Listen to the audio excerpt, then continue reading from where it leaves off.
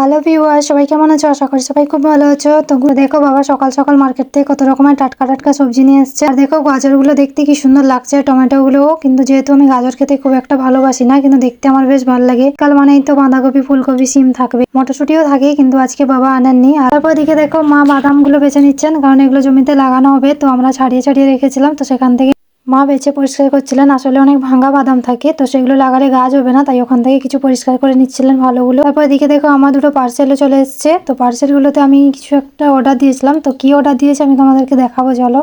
আর ওই দুটো পার্সেল থেকে আমি এই দুটো ড্রেস অর্ডার করেছিলাম, কারণ আমার পিঙ্ক কালারের ড্রেস প্রচুর আছে, কিন্তু আমি পার্পেল কালার ড্রেস কখনো পরিনি, তাই আমি পার্পেল কালারটা অর্ডার দিয়েছিলাম। তো পার্পেল কালারটা কেমন হয়েছে আমাকে অবশ্যই জানিও। ড্রেসগুলো খুবই সফট ছিল, আমার তো বেশ ভালো লেগেছে। দুটোই আমার বেশ পছন্দের কালার। আর এই যে দেখছো পিঙ্কটা, এটাও আমার বেশ ভালো লেগেছে। তো তোমরা আমাকে অবশ্যই কমেন্টে জানিও তোমাদের কোন ড্রেসটা ভালো লেগেছে। দেখা হচ্ছে নেক্সট কোনো ব্লগে। টাটা।